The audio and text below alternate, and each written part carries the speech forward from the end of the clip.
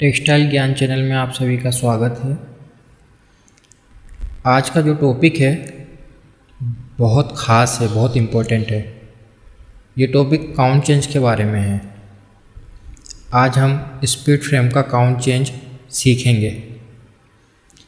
Speed frame के कई नाम हैं। स्पीड फ्रेम मशीन को हम फ्लाई फ्रेम भी बोल सकते हैं, हम रोविंग फ्रेम भी बोल सकते हैं। तो आइए समझते हैं कि काउंट चेंज प्रोसेस आखिर है क्या। काउंट चेंज हम जब करते हैं तो हमें कुछ चीज़ों का विशेष ध्यान रखना पड़ता है। सबसे पहले काउंट चेंज करने के लिए हम मशीन में ड्राफ्ट को कैलकुलेट करेंगे। ये ड्राफ्ट क्या है? ड्राफ्ट का मतलब होता है कि जो मटेरियल हम चेंज करने वाले हैं, या आप ऐसा समझो कि जो हैंक बनाने वाले हैं मशीन में, या जो काउंट बनाने वाले हैं मशीन में, हम उसको कितना खींचना है, कम खींचना है कि ज़्यादा खींचना है। ड्राफ्ट का क्या मतलब होता है? खींचावट। ड्राफ्ट मतलब खींचना। तो ड्राफ्ट का जो सूत्र है वो है, आप देख सकते हो स्क्रीन पे, draft is equal to hank delivery upon hank feed. Hank delivery का मतलब हमें क्या बनाना है।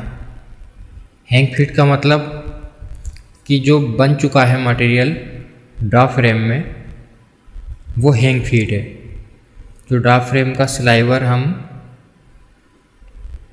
लगाते हैं स्पीड फ्रेम में पीछे की ओर ग्रिल में, उसको हैंग फीड बोलेंगे कि कितना हैंग हम दे रहे हैं मशीन को।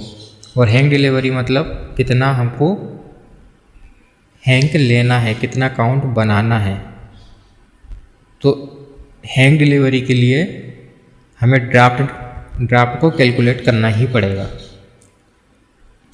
क्योंकि जब हम ड्राफ्ट कैलकुलेट करेंगे तभी हम जान पाएंगे कि हमें कितना मटेरियल को पतला बनाना है कि मटेरियल को मोटा बनाना है। ठीक है।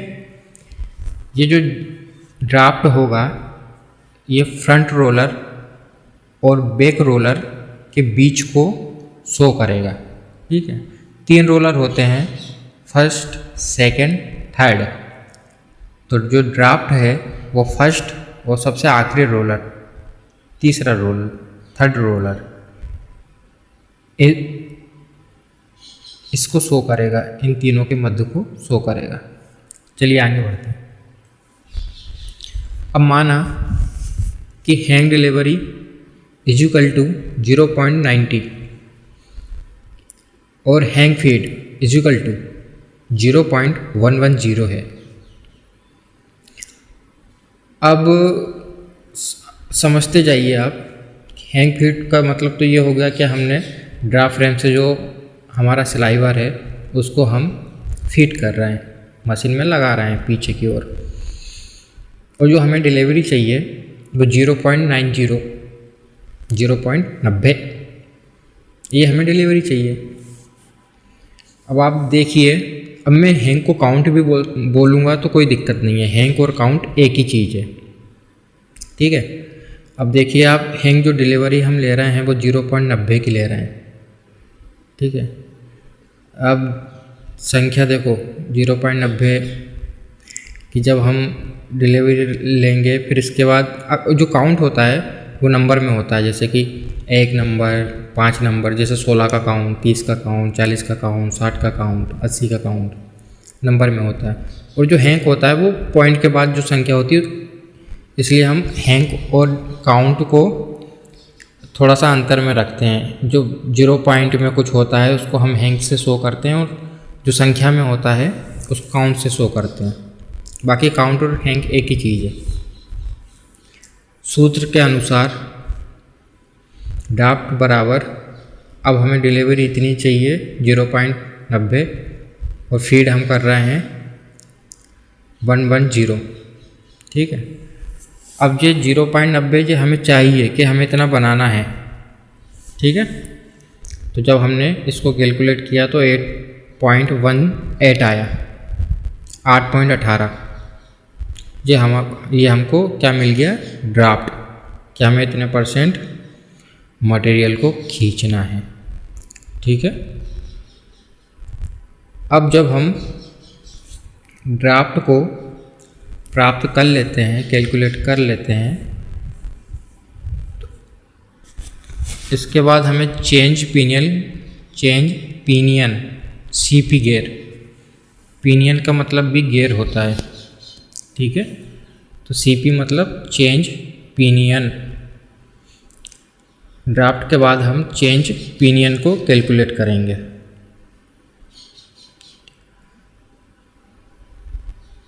तो चेंज पिनियन के लिए हमें जो फॉर्मूला है वो हमें रखना होगा, draft constant divided bye draft.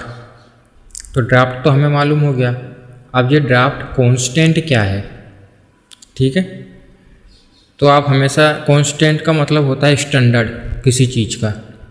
तो जब यदि हम 8 का ड्राफ्ट रख रहे हैं या 9 का रख रहे हैं या 10 का रख रहे हैं, तो इसका एक स्टैंडर्ड गियर होगा कि इतना खिंचावट के लिए हमें ये गियर लगाना पड़ेगा। जैसे 8% खिंचावट मटेरियल में देना है या 8% से मटेरियल को खींचना है, ड्राफ्ट रखना है, तो उसके लिए कांस्टेंट होगा गियर का कि भैया ये ड्राफ्ट कांस्टेंट का गियर आपको लगाना पड़ेगा।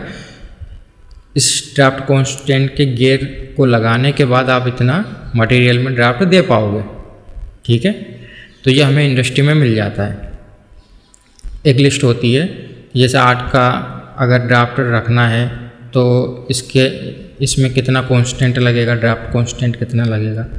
तो हमने अभी समझने के लिए मान लिया है कि ड्राफ्ट कांस्टेंट 332 है, ठीक है, क्योंकि ये तो हमें प्राप्त हो जाएगी इंडस्ट्री से, क्योंकि इसका तो पूरा ऐसा कुछ है नहीं कि उसको अलग से कैलकुलेट करना पड़ेगा आपको, ठीक है। क्योंकि जैसे कि जब हम काउंट निकालते हैं तो हम हमेशा इंग्लिश काउंट का स्टैंडर्ड रखते हैं 840, या काउंट निकालते हैं तो हमें 120 यार्ड रखते हैं, 840 यार्ड रखते हैं। ये क्या है, ये कांस्टेंट है, ये स्टैंडर्ड है, ठीक। इसी प्रकार जब हम ड्राफ्ट निकालेंगे तो हमें कांस्टेंट रखना पड़ता है और वो आसानी से मिल जाता है हमें इंडस्ट्री में।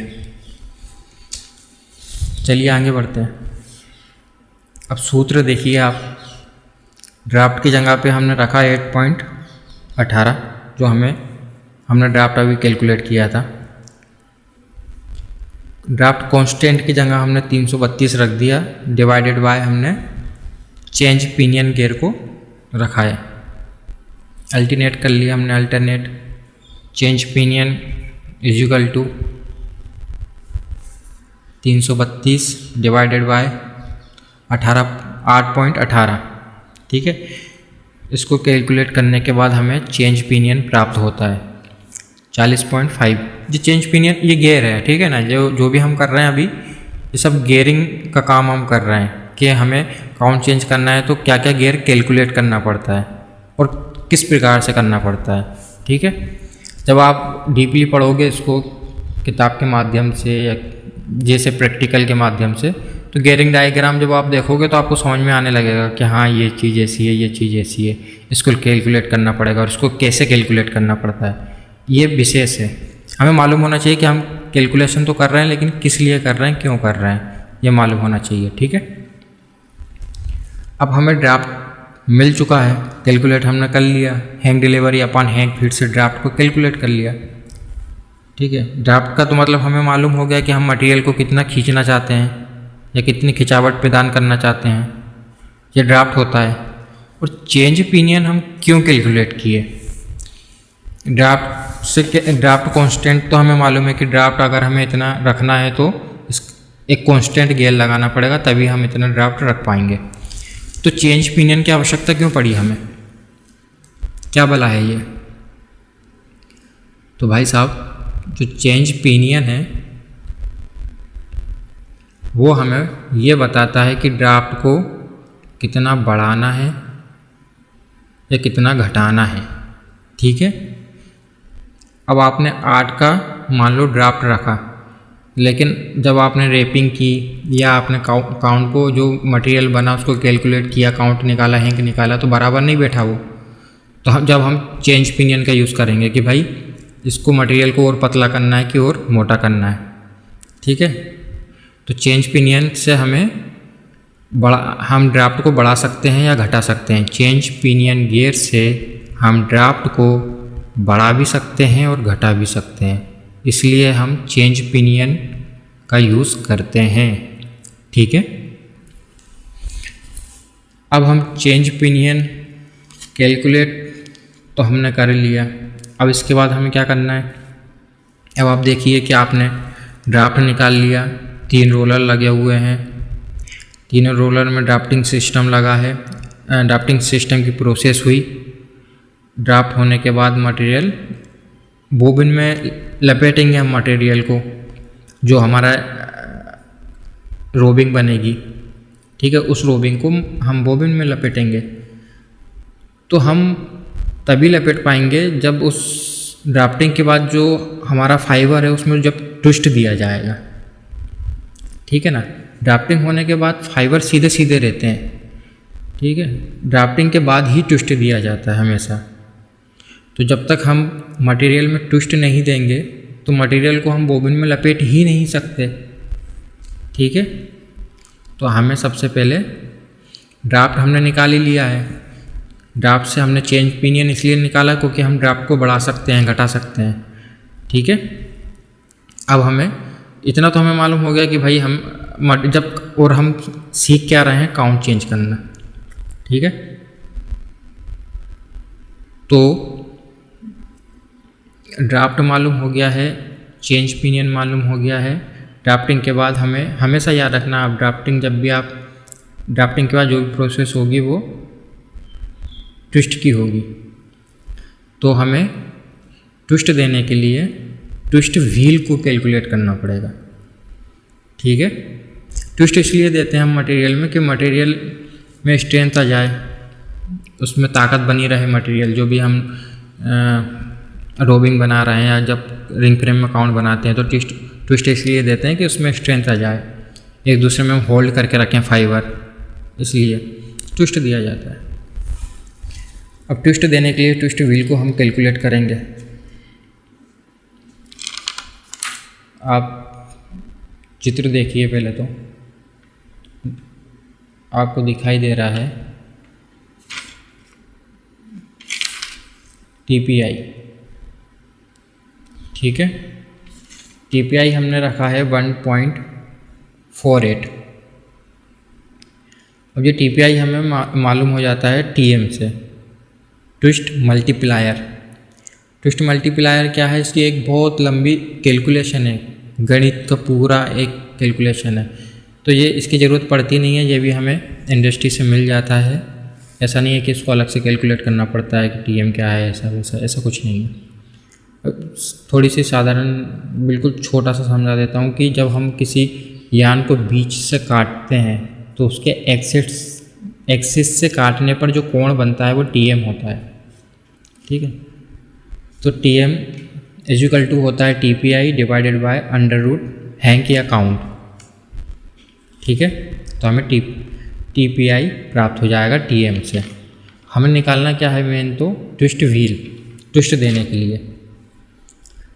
आप सूत्र देखिए चित्र में, डायग्राम में, TPI = twist constant divided bye twist wheel. ठीक है, अब हमें TPI तो मालूम हो गया।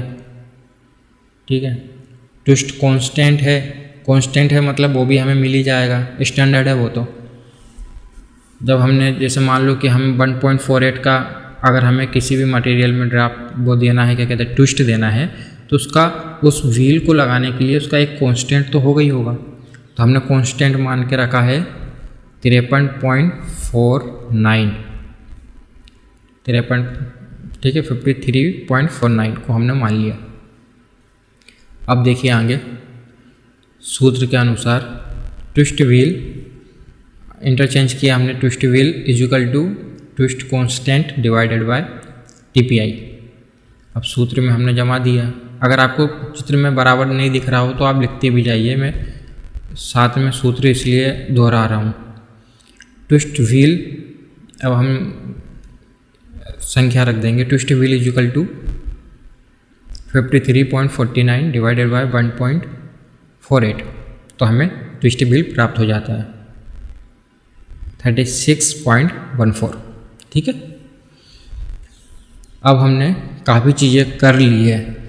ट्विस्ट हमने प्राप्त कर लिया है, ट्विस्ट व्हील, तो काउंट चेंज की प्रोसेस हमारी काफ़ी हद तक संपूर्ण हो चुकी है, पूरी हो चुकी है।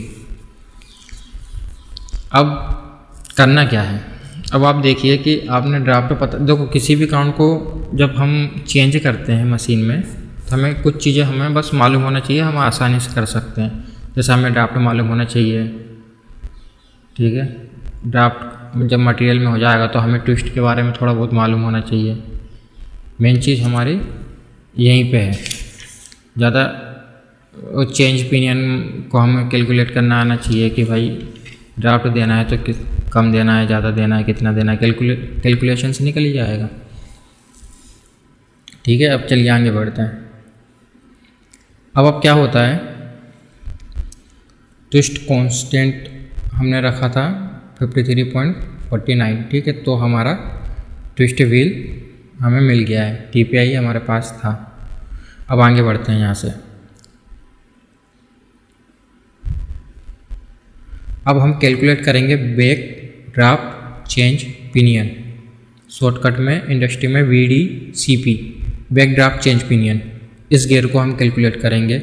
ये गियर का क्या काम है, मिडिल रोलर और बैक रोलर। ठीक है, अब जैसे कि 3 रोलर हैं ड्राफ्ट, फर्स्ट, सेकंड, थर्ड, तो सेकंड और थर्ड, ठीक है। अब जब सेकंड और थर्ड रोलर के बीच में हम कितना खिंचाव रखेंगे, कितना ड्राफ्ट रखेंगे, ये चीज़ को हम बैक ड्राफ्ट चेंज पिनियन द्वारा कैलकुलेट कर लेंगे। इसके लिए भी कुछ ज़्यादा है नहीं, अभी हमने सब कुछ, अब जो नाम से ही समझ में आ रहा है, बैक ड्राफ्ट चेंज पिनियन। अब चेंज पिनियन का मतलब आप समझ ही गए थे जब हमने निकाला था चेंज पिनियन हम क्यों निकाल रहे हैं। अब इसमें बैक ड्राफ्ट लगा हुआ है नाम में, ठीक है, बैक ड्राफ्ट मतलब पीछे की ओर 3 रोलर लगे हुए हैं। तो बैक ड्राफ्ट का जो फॉर्मूला है आप देख सकते हो स्क्रीन पे, back draft constant divided buy back draft change pinion BDCP। यहाँ पर अब कांस्टेंट है सूत्र में, बैक ड्राफ्ट कांस्टेंट, तो कांस्टेंट तो हमें मिल ही जाएगा इंडस्ट्री से कहीं से भी, 82.14। और जो बैक ड्राफ्ट है ये हमने मान लिया 1.19, ठीक है। मेन चेंज पिनियन को कैलकुलेट करना पड़ेगा क्योंकि तभी तो हम बैक रोलर और मिडिल रोलर में ड्राफ्ट निकाल पाएंगे बैक ड्राफ्ट चेंज पिनियन द्वारा। सूत्र को आप देख लीजिए, 1.19 बैक ड्राफ्ट की जगह हमने रखा, divided by 82.14 divided by BDCP। Interchange किया, BDCP equal to 82.14 divided by 1.19, BDCP हमें मिल गया 69। ये गियर मिला हमें, इतने तीत का गियर, ठीक है। जब गियरिंग डायग्राम आप देखोगे तो आसानी से सब समझ में आ जाएगा कि भाई इतने तीत का गियर लगाएंगे तो ये प्रोसेस होगी इस प्रकार से ये गियर लगाने से ये वाला गियर घूमता है, फिर इस गियर से इस गियर घूमता है, ये घूमता है, ये बस और कुछ नहीं है। गियरिंग डायग्राम में यही होता है। गियरिंग जो भी हम काउंट चेंज करते हैं तो मेन गियरिंग का ही लफड़ा है कि हमें कौन सा व्हील लगाना है, कितने दांत का व्हील, कितने तीत का व्हील हमें लगाना है। मैंने एक पुरानी वीडियो बनाई थी रेचेड व्हील की और लिफ्टेड व्हील की, डिस्क्रिप्शन में मैं आपको लिंक दे दूंगा। ये वीडियो को ज़रूर देखना। अगर आप काउंट चेंज की प्रोसेस देख रहे हो, ये वीडियो आप देख रहे हो, तो आपको लिफ्टेड व्हील और रेचेड व्हील की वीडियो ज़रूर ही देखना पड़ेगा, तभी आपको फिर, क्योंकि हमें BDCP मालूम हो गया, अब हमने ट्विस्ट भी दे दिया, अब बोबिन में यान लपेटने भी लगेगा। तो अब ये लपेटने की प्रोसेस कैसे होगी, वो रेचेड व्हील की सहायता से और लिफ्टेड व्हील की सहायता से ही संभव है। ठीक है, तो आप वो वीडियो ज़रूर देख लीजिएगा। आशा करता हूँ कि ये वीडियो आपको समझ में आया होगा, पूरी कैलकुलेशन समझ में आई होगी काउंट चेंज की। धन्यवाद वीडियो देखने के लिए।